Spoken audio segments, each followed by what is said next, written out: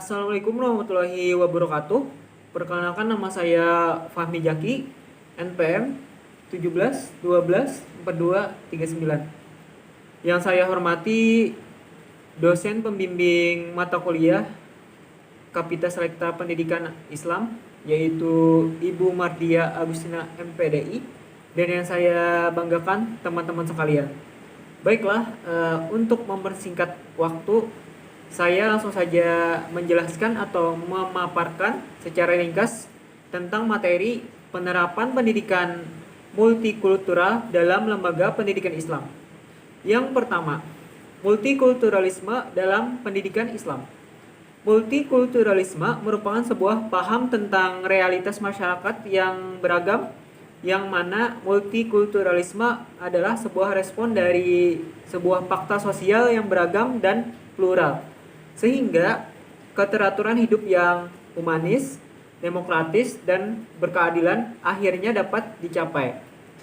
Pendidikan Islam, sebagaimana telah dijelaskan di atas, mendasarkan konsep dan karakteristiknya pada nilai-nilai Islam. Untuk melihat bagaimana pendidikan Islam berbicara tentang multikulturalisme, maka kita harus mengkaji terlebih dahulu bagaimana Islam memandang multikulturalisme. Dari sini akan kita dapatkan sebuah kesimpulan multikulturalisme dalam agama Islam yang nantinya dapat kita generalisasikan kepada pendidikan Islam.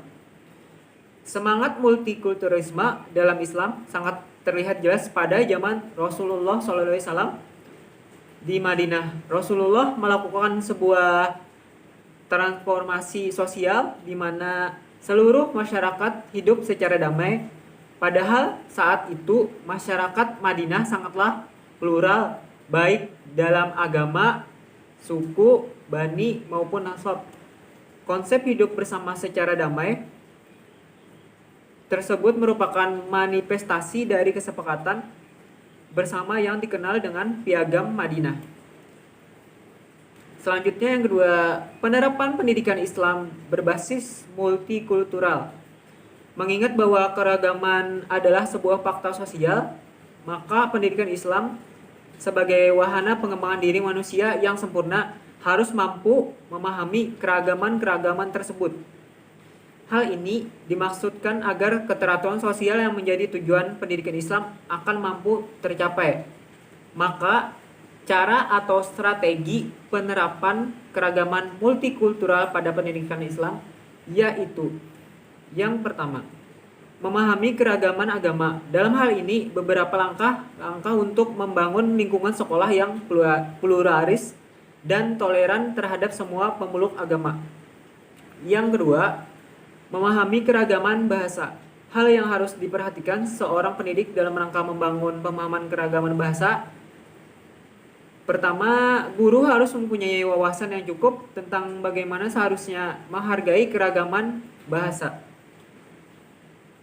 Yang ketiga, memahami keragaman status sosial.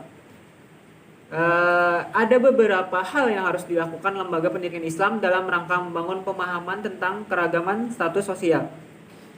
Contohnya, memberlakukan peraturan sekolah tentang larangan perilaku diskriminasi dan ketidakadilan. Di sini semua siswa harus diperlakukan sama, tidak memandang kedudukan, setting sosial peserta tersebut. Demikian juga semua peserta dididik memiliki hak dan kewajiban yang sama. Yang keempat, memahami keragaman etnis. Beberapa hal yang patut menjadi perhatian lembaga pendidikan Islam kaitannya dengan pembangunan kesadaran multi etnis.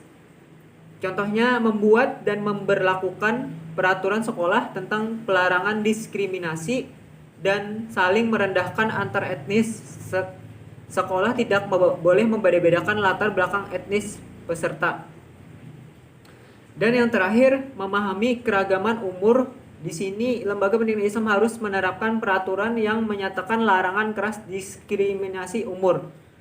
Contohnya, sekolah tidak membatasi batasan umur bagi seseorang yang hendak belajar di sekolah tersebut dengan tetap berorientasi pada aturan pemerintah yang berlaku.